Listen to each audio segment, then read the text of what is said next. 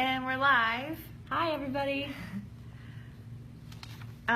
Today we're doing our second Musicpreneur class, and for those of you who were with us last week or who watched it after, we did a quiz from the Future Music Coalition website. There's a really neat kind of how well do you know copyright quiz, which I thought was really good for musicians or songwriters who are really looking to know a little more about the industry. So we started off with the easy quiz last week. So we're going to do part of that first, and then we're going to talk about Auditioning and demos. Auditioning and how to show yourself off. We all love that a lot, right? And then we're going to talk about comparisons and social media blues, which we all know. We hang out on social media and we see, especially if we're in the session world or if you're a musician and you're looking to further your career and you see your hit constantly with folks who might be doing something you wish you were doing and it makes you feel not so great. So we're going to talk about that a little bit and how to manage that a little better so that it doesn't start affecting you negatively. So, are we ready? Yep. Okay. Here we go. So here's a helpful hint before we do this part of the quiz again, copyright quiz. ASCAP, BMI, and CSAC are the U.S.-based performance rights organizations, and they represent songwriters and publishers. They collect royalties based on the public performance of compositions and distribute those royalties to their songwriter, composer, and publisher members. Okay. Fact number 2, Sound Exchange is the U.S.-based nonprofit that collects digital performance royalties based on the performance of the sound recording and distributes those royalties to the performers and the sound recording copyright owner. The Harry Fox Agency represents many publishers and issues mechanical licenses for the reproduction and distribution of compositions. It collects and distributes mechanical royalties for many U.S. music publishers. And then AFM and SAG-AFTRA are the main musician-related unions. Both of these unions serve as conduits for some revenue streams, okay? So keep that in mind as we do our quiz. Are you ready? Yep. Here we go. Okay. We're getting hard now. So, question number 1. A band playing a 150 capacity venue finishes off their set with a cover of a Metallica song. What do they owe Metallica? Nothing. Oh, what? Sorry, I didn't go A, B, C, D. Okay. But you're right. They owe them nothing. Why? The band doesn't owe Metallica anything directly for the cover because the burden falls on the venue in which they are playing to have the proper live music venue licenses from the PROs. Okay? So, short answer there. Meaning anybody can play any song written by any songwriter as long as the venue has the license. Yes. And so it falls on the venue to secure that license. Okay, question number 2. A young songwriter's song is getting tons of airplay on commercial country radio stations. She is a writer and publisher member of CSAC. How is she as a songwriter paid when this song is played on U.S. terrestrial radio? Your choices are: her share of radio performance royalties are paid to the record label that released the song, which then passes the royalties to her. B, her writer and publisher share of radio performance royalties are paid to her by CSAC, which licenses the radio stations. C, she doesn't get paid anything when this song is played on the radio. I'm going to go with B. Very good. Her writer and publisher share of radio performance royalties are paid to her by CSAC, which licenses the radio stations. Okay? So just a further explanation, CSAC will collect all the money owed for the public performance of the composition. After taking a small % of the money to cover its expenses, CSAC then pays the person who wrote the song 50% of the money and the publisher the other 50%. Okay? So, but to clarify, this is not terrestrial radio. This is not internet radio. So I just want to clarify that it is strictly radio as we know it, normal radio stations, not terrestrial radio. And also that it's for her as a songwriter and not as a singer. Correct. Okay. Question number 3. Commercial soft rock radio stations around the country frequently play Whitney Houston's version of I Will Always Love You, a song written by Dolly Parton. Who receives public performance royalties for this consistent terrestrial airplay of the song? A, Dolly Parton and Dolly's publisher. B, the estate of Whitney Houston, the performer.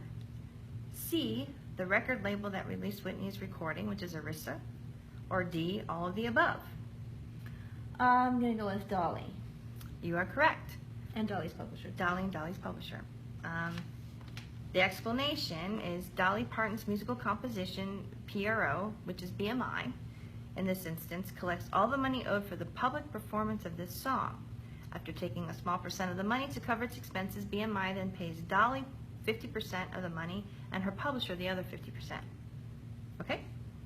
Oh, and then let me clarify. Because the U.S. does not have a public performance right for sound recordings, neither Whitney Houston nor Arista receive any royalties for terrestrial broadcast of the sound recording. Okay? So that's a really big difference here in the U.S. Yeah, interesting.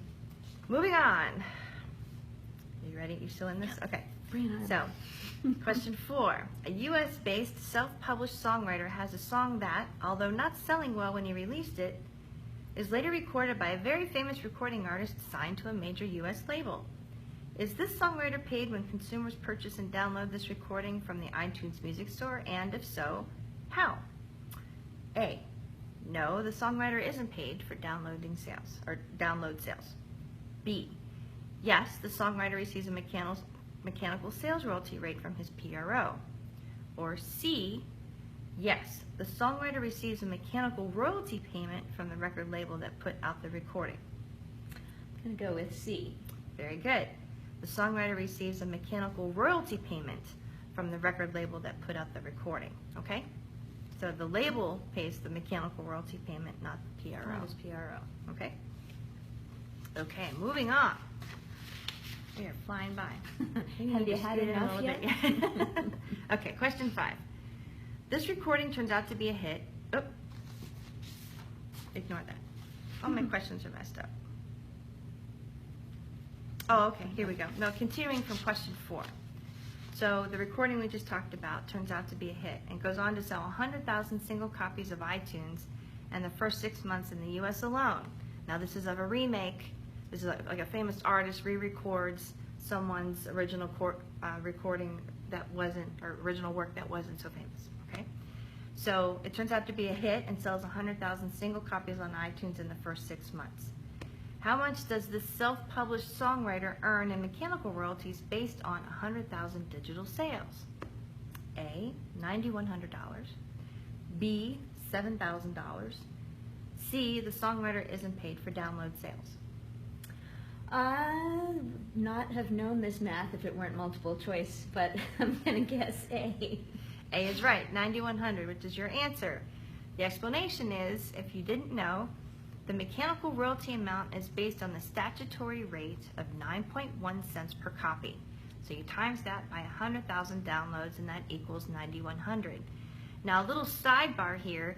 I don't know if you've read the news in the last couple weeks, but the New York Times published an article where Apple made a proposal to the Department of Justice to establish a flat rate on streams, which would be 9.1 cents per 100 streams. So I'm just guessing, but my guess is it comes from this already established statutory rate. So in the world, it was 9.1 cents per copy, and now they're trying to equate a copy to 100 streams, I guess. Even that seems great compared to what streaming is paying now. So in that scenario, if someone had 100,000 streams, they would make $9,100. So, as opposed to what it is now.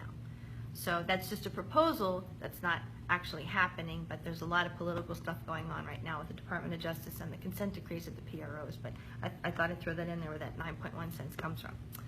Okay, moving on. A self-released, self-published indie band that writes their own songs uses TuneCore to get their new album into iTunes.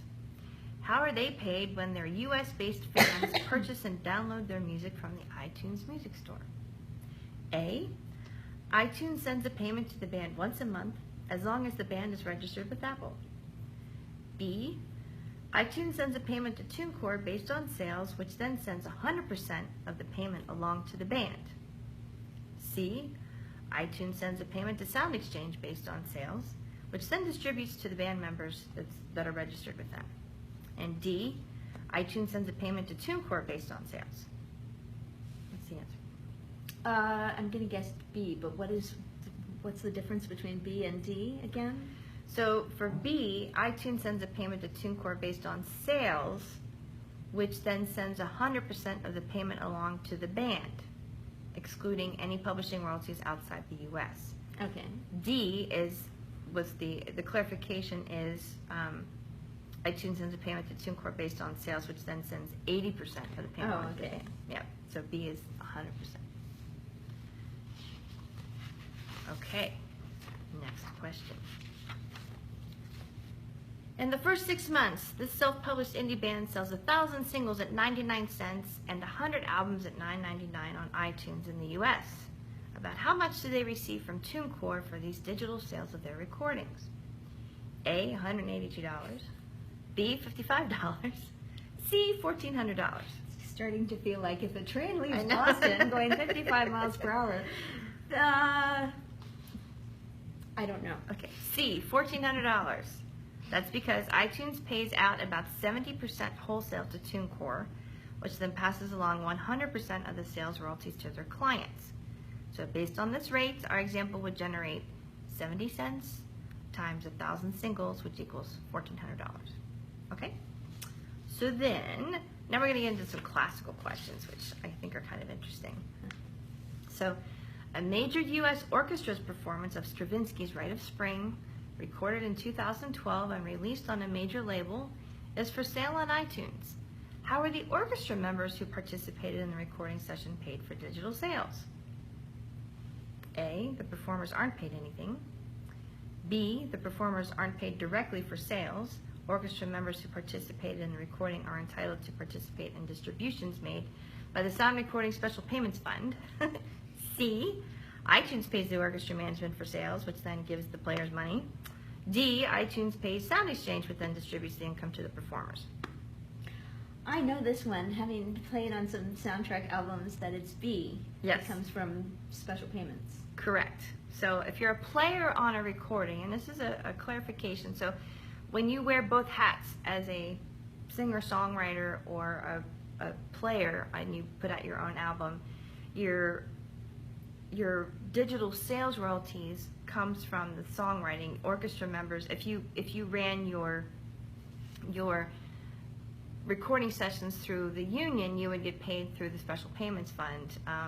But if you didn't, then you wouldn't be owed anything. So I just want to clarify that too. If you can't just go to the union and say, hey, I put out this recording, I'm a part of this fund. If you hadn't registered that session on before you did it, then you're really not owed anything because you're not a member.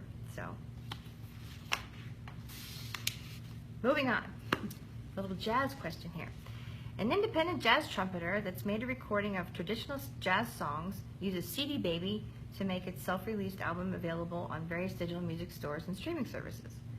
Combined, his renditions of these jazz standards are streamed at user request 10,000 times on Rhapsody in a year in the U.S. How is he paid when his sound recordings are streamed on this interactive service, and about how much? Well, A, Rhapsody pays CD Baby about $700, which then passes along about $630 to the artist. B, Rhapsody pays the artist directly about $100 as long as he has claimed the songs with his service. C, Rhapsody pays CD Baby about $100, which then passes along about $91 to the artist. Those are the choices. I know, I'm looking at them again. It's going to go with C, but it seems like a really tiny amount of money. Yeah, well, that's exactly C. Sad. Rhapsody pays CD Baby about $100, which then passes along about $91 to the artist. So that's based on 10,000 plays, streams at user request a year.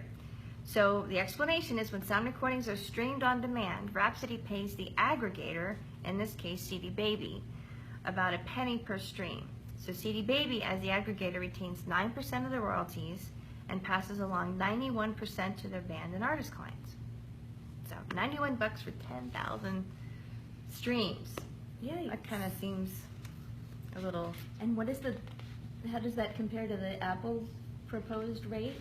that we Well, were let's talking see. It about? would be if in that case, it'd be $910, I think, right? Oh. Because 10,000, yeah, it was 100,000 in that example. So it was at $9,100 for 100,000 streams. In the Apple example, I guess if I do quick math in my head, it would make $91, $910 for Yes. 10,000 streams. A lot more. Which sounds better, doesn't it? Next, this is the last question. A classical composer's music is streamed on Spotify. I like that. Her publishing company is a member of the Harry Fox Agency in the U.S. As a composer, what should she expect to receive in royalties when her compositions are streamed on this interactive service? A, nothing, because Spotify only pays the record label that put out the sound recording. B, nothing, because Spotify only pays for on-demand stream of sound recordings, not the on-demand stream of underlying composition. C, she receives 2 revenue streams, a streaming mechanical royalty paid to her publisher via Harry Fox, and a public performance royalty paid to her via the music composition PRO. And the answer is? I'm hoping that it's C. Yes, 2 royalty streams, both for the mechanical royalty through Harry Fox and the public performance royalty through her PRO. So that's a little bit about copyright. Looks like we have a few people here. We'll say hi to you guys. That was a rough quiz, I know. But we'll move on now, as it takes a lot of time to get through those. But it's a lot of good information, and if you want to check them out, go to thefutureofmusiccoalition.org. They have a lot of really great information for artists, and if you're looking at trying to figure out how to do something or what you get paid, that's a great resource to know about. So, all right, moving on. All right, talking about auditioning and demos. Auditioning and demos. Well, you must get tons of demos as a composer, and I know you do musical theater too, and so, but maybe once you talk about the ones you receive, you know, like demos, people send you things in the mail. Sure. Solicited or unsolicited. I get an odd assortment because sometimes I'm holding auditions for a musical that I've written, so there are singer-actors sending their demos, and then sometimes there are composers either looking for an assistantship or just saying, hey, what do you think of my work? And so what so are much to say. What ones do you like? Some things are great. Yeah. The ones that, the advice that everyone's always given to me is put something really interesting, grab them right at the beginning.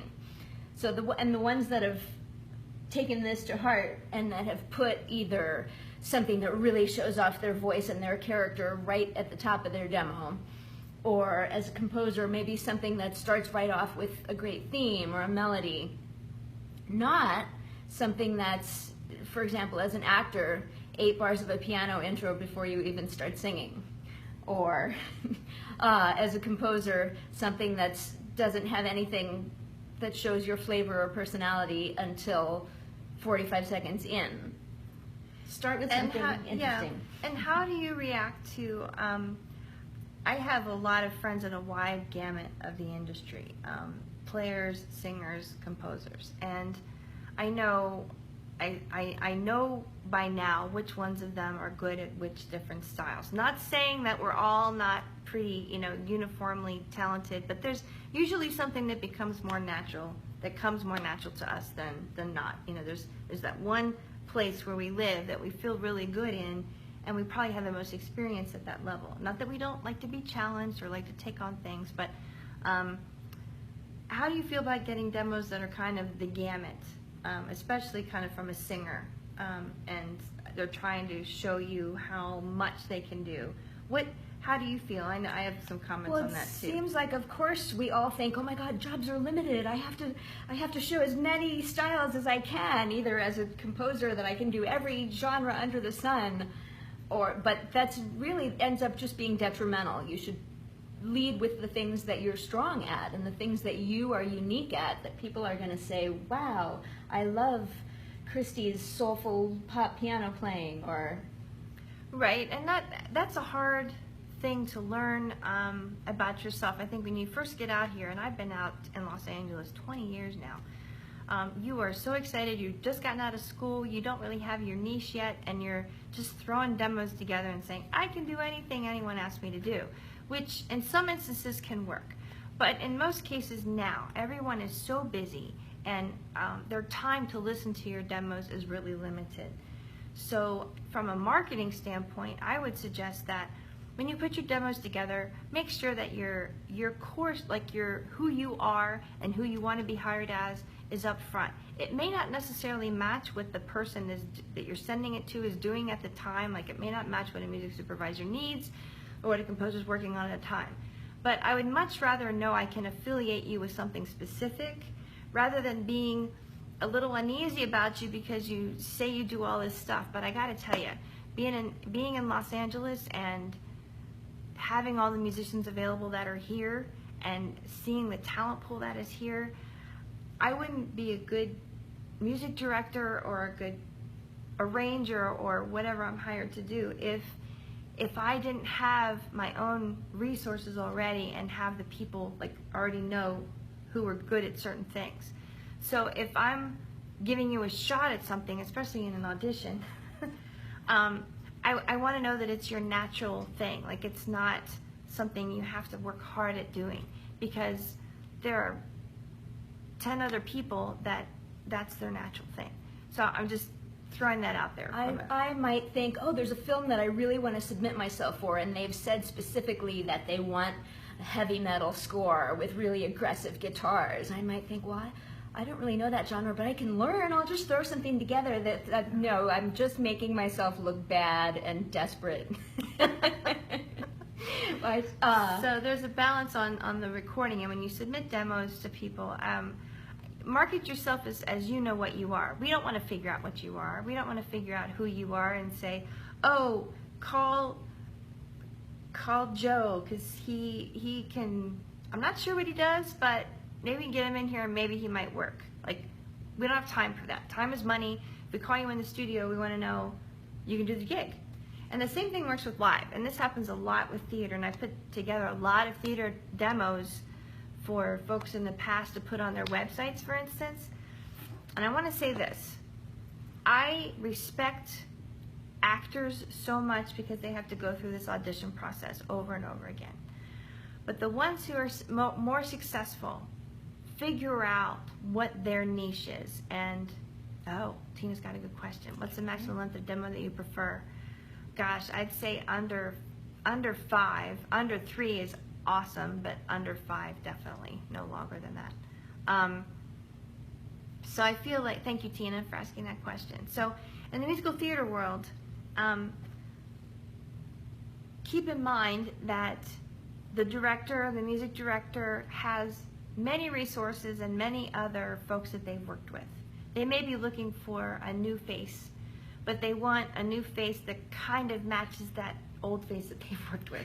You know what I mean? Like, they have in mind who they really want. And if you have a demo on your website, or you send us a demo, or you walk into a room and we can totally tell that physically you're really not right for the role, I hate to say that, but there's certain expectations, especially in live theater. There just are. And please look like your picture. Yes.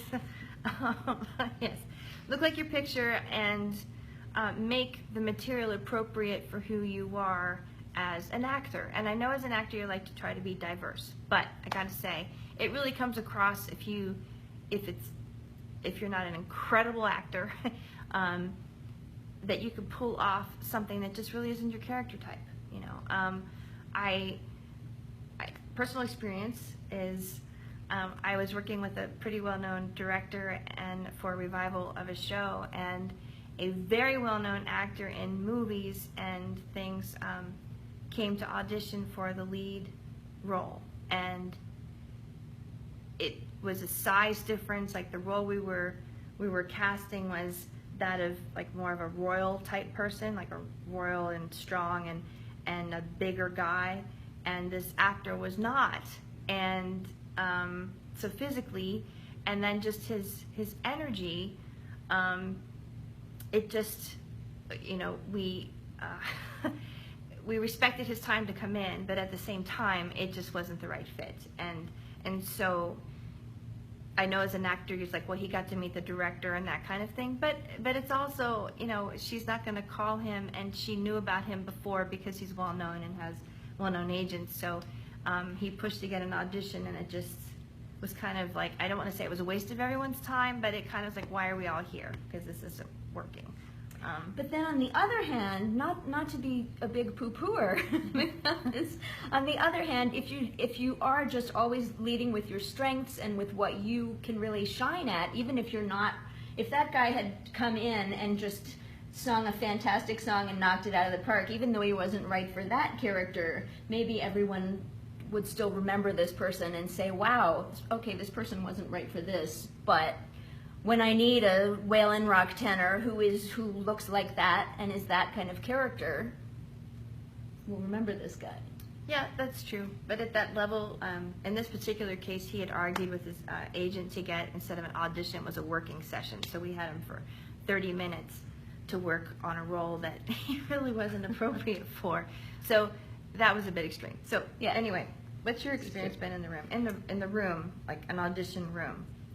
What's number one turnoff? Oh, I have a funny one. Oh, okay. That I always play piano for my own musical auditions because I'm free, and it's also a good way to kind of get a feel for how the singers work. So we had was for a musical. We had a callback, so we had asked everybody to take a look at a song, come back in, and please have 16 bars of it ready. So I'm sitting down to play for one of the actresses, and the song is a little bit difficult, and she's kind of making faces, and she says, "Who wrote this anyway?" And I could hardly keep a straight face as I said, "I did." So you never know, your accompanist might be someone who's hiring you.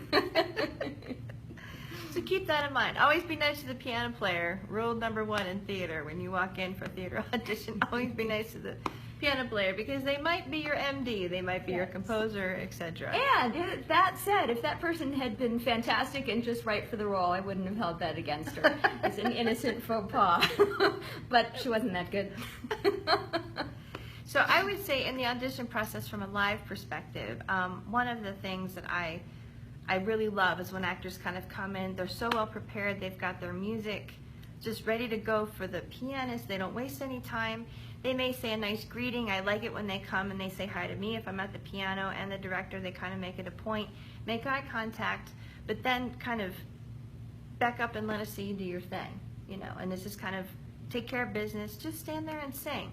And in the room, I'm not a huge fan of acting out scenes. So like in the song, some people like to kind of act the scene in the room, but you know what, we really just want to hear you sing. And I've heard more and more directors do that. If we call you back for a scene in the show that you're auditioning for, then that might be something you can take under consideration. But usually the director has in mind how they want to direct the show. So they'd much rather you just kind of come in and sing, and then they can kind of give you some remarks during your audition to say, can you consider this on this piece, you know, and they can direct the actor, and they want to see how they can work with you. So if you already have this grand scene planned out when you come into the room, and I have a funny story about the Rent auditions. I used to play for all the Rent auditions in town, and so people would come in dressed as all the characters of Rent, right?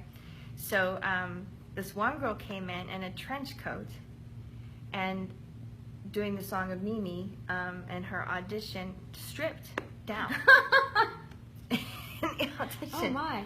And was very, like, it was a complete, like, I was looking at the casting director saying, are we going to stop this at any time? And here's the thing. And he said, oh, I no, need it was more a time. woman. Oh. It was a woman. It was a woman. And she let her go through the whole song and then, you know, let her leave. And I asked why we even put up with that. And the casting director said something really interesting. She said, you know, this show is so popular that if we don't let people sing the whole way through, we get a call from their agent saying they didn't get enough time with us. And they want us to see them again. And so I've just learned, whatever it is, just let them do it. And this girl, it was unbelievable. She was on the casting director's table, taking off her trench coat, taking off her combat boots. So it was really, like, really extreme. So keep your space, you know. respect everyone in the room. That's just a funny story. Everyone wants to do something new to get Yes, attention. that's true. Maybe not that. But my memory's like, crazy girl, that is not who I would cast for the role. Like, you coming in to work every night, 8 shows a week, can I depend on you to do your part if you pull that in an audition? I don't know. It kind of makes me think about you. So do we have anything more on auditions, or do you want to move on to our... I think we could move on to the social media blues. Okay. It's easy to see. We all have wonderful, talented friends, some of them who seem to work all the time. It's easy to see, since we're only putting the best of our lives on social media. I see this every now and then, but there aren't that many people who share, man, I really blew that audition today, and I'm just feeling kind of down. And you don't see too much of that. You mostly see, I'm so blessed that I have a fantastic gig today. And everybody kind of goes, ugh. Well, I'm going to say, You say yay for your friends. you say yay for your friends, absolutely. But as someone who's trying to kind of get their career going, or feels like they're in a lull, I know that social media becomes a real tool for self-punishment, I'll call it. And you can't compare yourself. Your talent and your path is going to be completely different from any person on social media. If you've been in entertainment or music any length of time, none of your paths match up.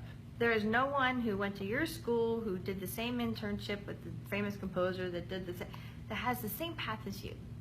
So that's you have to keep that in mind, and be happy when people have success, because you want them to support you.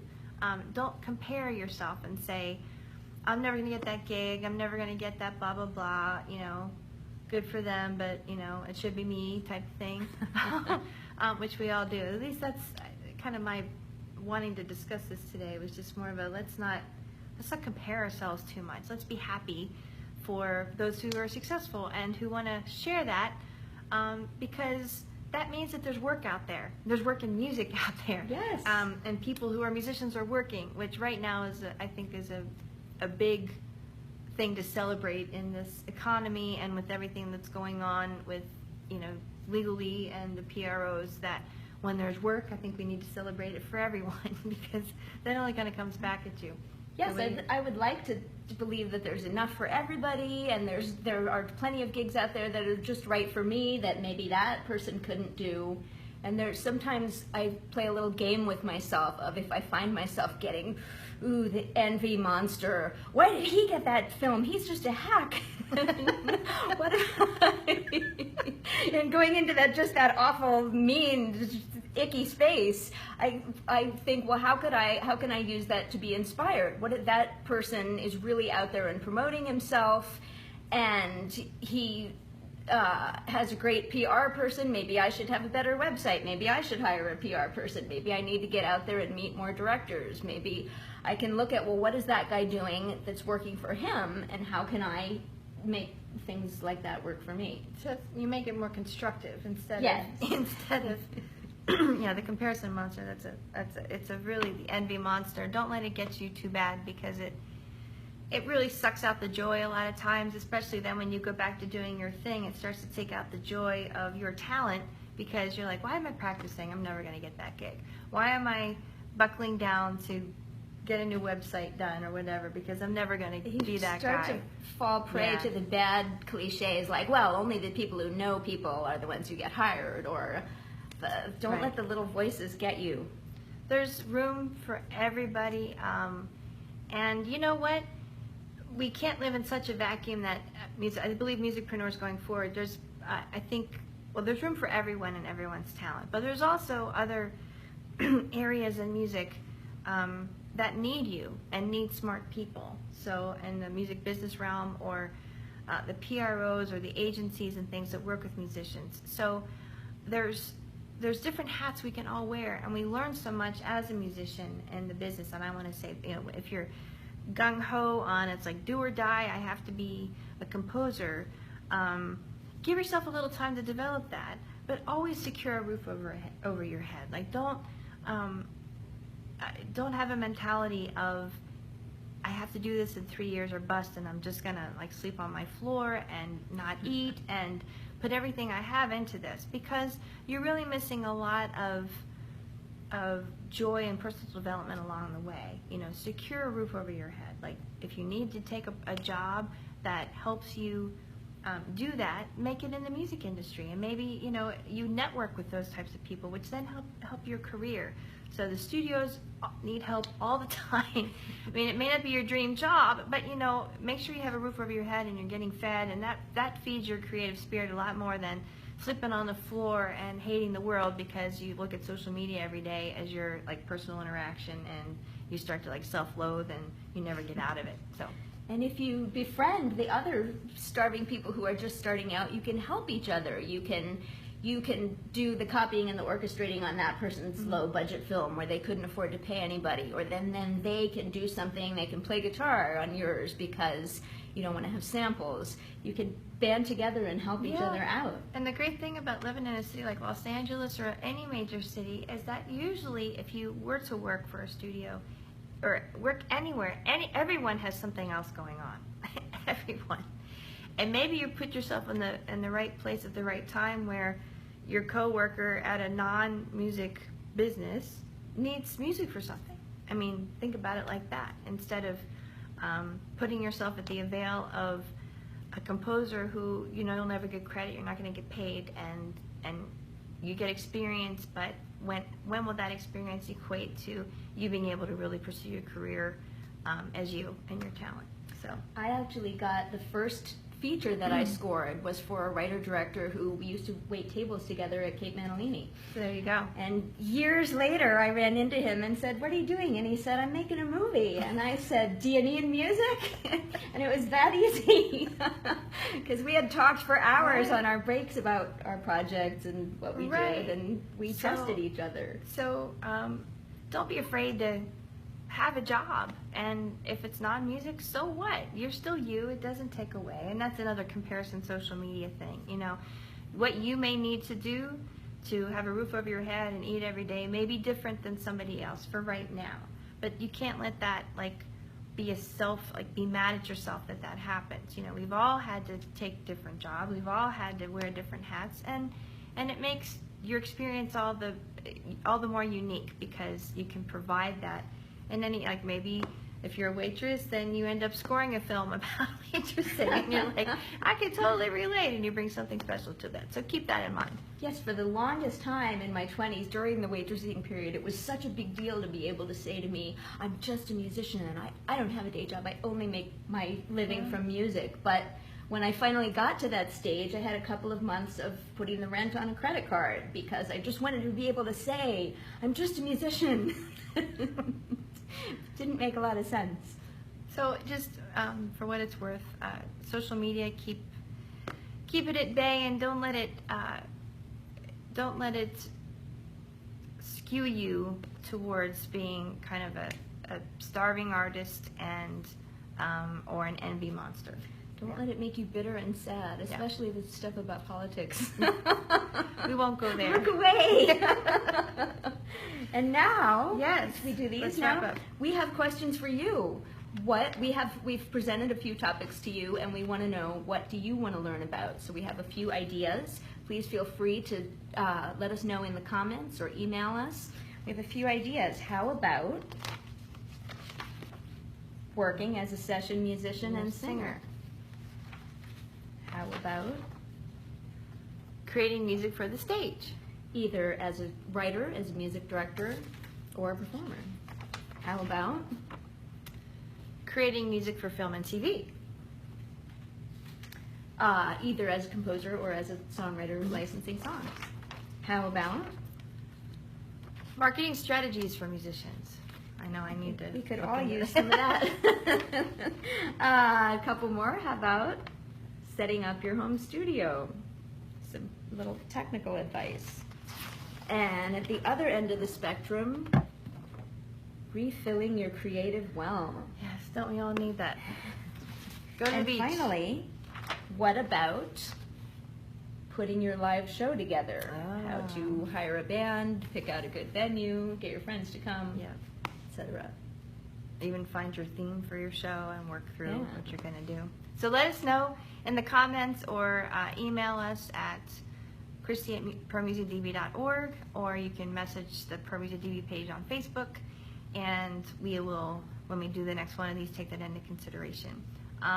For those of you who are able to kind of stop by and jump on and jump off, thanks, and I hope these are useful. We're hoping to just kind of facilitate some conversation and some business knowledge and some kind of real world, our world issues, here on the ProMusicDB page. So hopefully it's helpful. Let us know. Yeah, let us know what you think. Let us know. Have a great day, everybody. Bye. Bye.